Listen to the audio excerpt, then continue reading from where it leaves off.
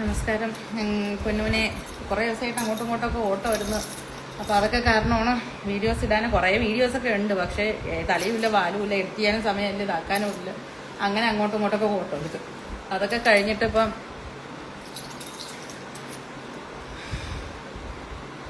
ഇന്ന് അവൾക്ക് ബുദ്ധിമുട്ട് ഭയങ്കരമായിട്ട് കൂടിയിട്ട് അവളെ ഹോസ്പിറ്റലിൽ കൊണ്ടുപോയി. തല മുഴുവൻ വെള്ളം, ഷവർ തുറന്ന് കുളിച്ചിട്ട് പോയതാ. അപ്പം ഞാൻ മുടി ഡ്രൈ ആയി, ഇത് ഉണങ്ങാത്തത് കാരണം ഇങ്ങനെ ഇട്ടതാ. തിരിച്ചു വന്നപ്പോൾ ഞാൻ പെട്ടെന്ന് കുറേ കുറച്ച് തുണികൾ ഞാൻ മറ്റേ കഴുകിയിട്ട് കംഫർട്ടിൽ ഇട്ടിട്ട് പോയിട്ടുണ്ടായിരുന്നു. അത് ഒന്ന് പിഴിഞ്ഞിടാൻ വേണ്ടിയിട്ട് ഇതാക്കി. അതിനുശേഷം മേലെ കഴുകാൻ വേണ്ടിയിട്ട് തുറന്നപ്പോൾ ആ നേരത്തെ കുളിച്ചിട്ട് പോയ, ഹോസ്പിറ്റലിൽ പോകുന്നതിന് മുമ്പ് ആ കുളിച്ചിട്ട് പോയ ആ ഷവർ അങ്ങനെ തന്നെ ഉണ്ടായിരുന്നു. തല നിറച്ച് വെള്ളം വീണം. ഇനിയിപ്പോൾ അഴിച്ചു കെട്ടാനൊന്നും സമയമൊന്നുമില്ല. കുറേ വർഷമായിട്ട് ഇങ്ങനെയൊക്കെ തന്നെയാണ്. പക്ഷെ അതൊന്നും ആരും കാണുന്നു അറിയുന്നൊന്നുമില്ല, ആരെയും അറിയിക്കണമെന്നില്ല എന്നേ ഉള്ളൂ. എന്നാലും നിറയെ തലയൊക്കെ എണ്ണയൊക്കെ തേച്ചതാണ്. അപ്പോൾ ഇന്ന് റെഗുലർ ചെക്കപ്പിന് കൊണ്ടുപോയി. പിന്നെ ബുദ്ധിമുട്ടും കൂടുതലുണ്ടായിരുന്നു.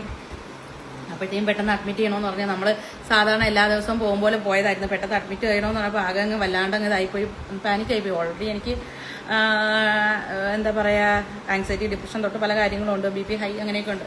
പിന്നെ ഇങ്ങനെയൊക്കെ 100 കൂട്ടം കാര്യങ്ങൾ തരണം ചെയ്ത് വന്നത് കൊണ്ടാണ് അതൊക്കെ ഈ പ്രായത്തിൽ അതുണ്ട്, അങ്ങനെയൊക്കെ ആയത് പോലും. അപ്പോൾ എവിടെ ഒറ്റയ്ക്ക് അവർക്ക് ട്രിപ്പോ ഇഞ്ചക്ഷനും ഉണ്ട്. പക്ഷേ അപ്പം അല്ലെങ്കിൽ ഹെവി ഡോസ് ടാബ്ലറ്റ് കൊടുക്കേണ്ടി വരും. കഴിഞ്ഞ പ്രാവശ്യം അതാ കൊടുത്തത്. അപ്പോൾ അത് ഹെൽത്തിനും നല്ലതല്ല. അപ്പോൾ അഡ്മിറ്റ് ചെയ്യുന്നതിന് ബെറ്റർ എന്ന് പറഞ്ഞു ഡോക്ടർ. വേറെ ഓപ്ഷൻ ഇല്ല എന്ന് പറഞ്ഞു. അപ്പോൾ പിന്നെ അവളെ ഞാൻ അവിടെ ആക്കിയിട്ട് എനിക്ക് ഇങ്ങോട്ട് വരാൻ പറ്റൂല, കുട്ടിയെ അവിടെ ഒറ്റയ്ക്ക് നിർത്താൻ പറ്റൂല, അവർ ഇതാക്കൂല, ആൾ തന്നെ കൂടെ വേണം. അപ്പോൾ പിന്നെ ഞാൻ അവളെ കൂടെ, ഞാൻ പറഞ്ഞിട്ട് 10 മിനിറ്റ് എന്ന് പറഞ്ഞിട്ട് കൂടെ കൊണ്ടുവന്നതാണ്. കാരണം സാധനങ്ങൾ എടുക്കണം. അവൾക്ക് ആദ്യമായിട്ട് കുറേ നാളായിട്ട് വർഷങ്ങളായിട്ട് വിചാരിച്ച് ഞാൻ ചിത്തിക്കൂടെ വലുതാവട്ടെ എന്ന് വിചാരിച്ചു. പിന്നെ അവൾക്കിപ്പോൾ അങ്ങനെ ട്രാവലിങ്ങിന് അവളിപ്പോൾ എങ്ങും കൊണ്ടൊന്നും പോകുന്നില്ല കഴിഞ്ഞ 5-6 വർഷമായിട്ട്. അങ്ങനെ അവൾക്ക് വാങ്ങിച്ച ബാഗാണ്, 2 കൂടി ഉണ്ടെന്നല്ലേ. അതിൻ്റെ വീഡിയോ ഒക്കെ എടുത്ത് വെച്ചിരുന്നു, പക്ഷേ എഡിറ്റ് ഇതാക്കിയൊന്നും ചെയ്തില്ല, ഇട്ടുമില്ല. ഇതെൻ്റെ ഡ്രസ്സ്, ഇത് അവളുടെ ഡ്രസ്സ്. ഫസ്റ്റ് നമ്മളുടെ ബാഗ് ഉദ്ഘാടിച്ചതാ. അപ്പോൾ നമ്മൾ പോയിട്ട് വരാം. എല്ലാവരും പ്രാർത്ഥിക്കുക. ഇപ്പോഴും ഉണ്ട് എന്നറിയാം, എന്നാലും ഇപ്പം ശരി. Okay, bye, good night, sweet dreams. കുറവില്ല, ഒട്ടും കുറവില്ല. നമ്മളിപ്പോൾ അഡ്മിറ്റ് ആക്കാൻ പോവാം. ഇനി 3-4 ദിവസം കഴിഞ്ഞാൽ നാട്ടിൽ എൻ്റെ അനിയത്തിയുടെ കല്യാണമാവും. പോകാൻ പറ്റുമോ ഇല്ലയെന്നൊന്നും അറിയില്ല. പോകാൻ പറ്റിയാലും ഇല്ലായിരുന്നാലും എൻ്റെ ഫസ്റ്റ് പ്രയോറിറ്റി ഇതായതുകൊണ്ട് ഇതാദ്യം കഴിയട്ടെ. എല്ലാവരോടും ഒരു ബൈ പറയണം. പോയിട്ട് വരാമെന്ന് പറ. ഇനി അത് ഞാൻ എടുത്തോളാം വാ. അപ്പം നമ്മൾ പോയിട്ട് വരാം. ഓക്കെ. അവള് ഓരോ 3-4 ദിവസം കൂടുന്നതിനനുസരിച്ച് 2-3 കിലോ വെയിറ്റ് കൂടിക്കൊണ്ടേയിരിക്കുക. ഹോർമോൺ ഇംബാലൻസ് ആണ് മെയിനായിട്ട്. അപ്പോൾ അവളൊരു ആരെയും കാണിക്കണ്ട. അവളുടെ കുഞ്ഞു തലേണ, അവളുടെ കുഞ്ഞ് ഇതൊക്കെ. നമ്മളിവിടെ കോപ്പറേറ്റീവ് ഹോസ്പിറ്റലില്ല, തൃക്കാക്കര, എൻ്റെ ഫ്ലാറ്റിൻ്റെ തൊട്ടടുത്ത്. എനിക്കൊന്ന് ഒരു കിലോമീറ്റർ പോലും എന്തെങ്കിലും ആവശ്യം ഉണ്ടെങ്കിൽ പെട്ടെന്ന് വരാം. ആദ്യമൊക്കെ നമ്മൾ 2015, 16, 17 ആ സമയങ്ങളിലൊക്കെ ഒരു 18-19 ലേക്ക് ഷോറിലായിരുന്നു കാണിച്ചുകൊണ്ടിരുന്നത്. പക്ഷെ അപ്പോഴത്തേക്കും ഒരു പ്രാവശ്യം നമ്മൾ അവിടെ കയറിയിട്ട് വരുമ്പോൾ 10,000-15,000 ബില്ല് വരണത്. എനിക്ക് സ്ഥിരമായിട്ട് കഫക്കെട്ടുണ്ട്. അപ്പോൾ അവിടെ ഇടിക്കുള്ള എന്ന് പറഞ്ഞ ഡോക്ടേഴ്സിന്റെ പേരൊക്കെ മറന്നുപോയി. പിന്നെ ഞാൻ അന്ന് കൗൺസിലിംഗ്, എനിക്ക് ഭയങ്കരമായിട്ട് ടെൻഷനും കാര്യങ്ങളൊക്കെ വരുമ്പോൾ ഞാൻ ജസ്റ്റ് കൗൺസിലിങ്ങിന് അത് അവർ സജസ്റ്റ് ചെയ്തതാണ്. ഇതേപോലെ ഡിപ്രഷനും കാര്യങ്ങളൊക്കെ അന്ന് തൊട്ടേ ഉണ്ട്. പിന്നെ എനിക്ക് സൂയിസൈഡ് ടെൻഡൻസിയൊക്കെ അന്ന് ഭയങ്കരമായിട്ടുണ്ടായിരുന്നു. കാരണം അത്രയും ഞാൻ തരണം ചെയ്ത് വന്ന ഒരാളാണ്. നിങ്ങളതൊന്നും കാണുന്നില്ല, അറിയുന്നില്ല എന്നുള്ളതേ ഉണ്ടായിരുന്നു. അത് ശ്വേത എന്ന് പറഞ്ഞ ഡോക്ടറായിരുന്നു തോന്നുന്നു അവിടെ. കാരണം അത്രത്തോളം ഡിവോഴ്സ് ചെയ്തിട്ട് പോലും പഴയ എക്സിന്റെ കടങ്ങളൊക്കെ തീർത്തുകൊണ്ടിരിക്കുക പറയുമ്പോഴത്തേക്കും ചെറിയ ബുദ്ധിമുട്ടൊന്നും അല്ല. പുള്ളിയുടെ കടക്കാരൊക്കെ വിളിച്ചുകൊണ്ടിരിക്കുക എന്നൊക്കെ പറയാം. അത് എനിക്കോ അല്ലെങ്കിൽ പുള്ളിയുടെ കുടുംബത്തിനോ എനിക്കോ എൻ്റെ കുടുംബത്തിനോ ഒന്നും ആർക്കും ഒന്നും ചെയ്തിട്ടൊന്നും അല്ല അതൊന്നും വന്നതൊക്കെ അങ്ങനെ. അപ്പം അന്നൊക്കെ അങ്ങനെ കുറേ വിഷയങ്ങളൊക്കെ ഉണ്ടായിരുന്നു. പക്ഷേ അവരുടെ ടാർഗറ്റ് അച്ചീവ് ചെയ്യാൻ, ഒരു യൂറിനറി ഇൻഫെക്ഷൻ വന്നാൽ പോലും അവർ 1,500-2,000 ഗുളികളാണ് എല്ലാവരും തരുന്നത്. അപ്പോൾ അത് കാരണം ഞാൻ അവിടെ നിന്ന് മാറി സൺറൈസിൽ അത് അതിനെക്കാട്ടി അപ്പുറമാണ്. എനിക്ക് യൂട്രസിന് പുറത്തൊരു ചെറിയൊരു ഫൈബ്രോയിഡ് 1 സെന്റിമീറ്റർ.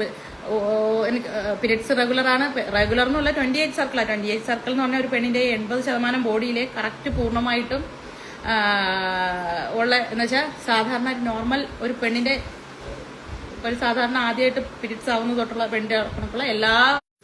ഇതെന്താ ഇങ്ങനെ പോയിക്കൊണ്ടിരിക്കണേ?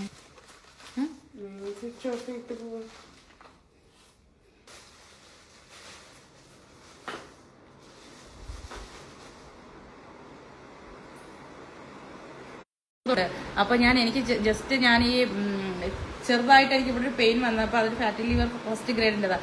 ഇത് വന്നപ്പോഴത്തേക്ക് ഞാൻ ഇരുന്ന് സ്കാൻ ചെയ്തപ്പോൾ അവർ പറഞ്ഞു എന്നാൽ ജസ്റ്റ് അബ്ഡോമിനും കൂടി പെൽവിസും കൂടി നോക്കാമെന്ന് പറഞ്ഞു. ഞാൻ ഇടയ്ക്കിടയ്ക്ക് സ്കാൻ ചെയ്യാറുള്ളതാണ്. അപ്പോൾ ചെയ്തപ്പോഴത്തേക്കുമാണ് പറഞ്ഞത് ഇങ്ങനെ ഒരു 1 സെന്റിമീറ്ററിന്റെ ഒരു ഫൈബ്രോയിഡ് ഉണ്ടെന്ന്. അപ്പൊ തന്നെ അവർ എന്നോട് പറഞ്ഞ യൂട്രസ് റിമൂവ് ചെയ്യാൻ. എന്നെ സംബന്ധിച്ചിടത്തോളം ബാക്കി ഈ ഫൈബ്രോയിഡോ അല്ലെങ്കിൽ എനിക്ക് യൂട്രസിന് പുറത്തുമാണ് 1 സെന്റിമീറ്റർ ഉള്ളും താനും. അത് സാധാ ഒരു കുഞ്ഞൊരു ഇത് ആയിരുന്നു. പിന്നെ ഈ പീരീഡ്സിന്റെ പെയിൻ അത് അങ്ങോട്ട് ഇന്ന് വരെ എപ്പോഴും ഉള്ളതും കൂടിയാണ്.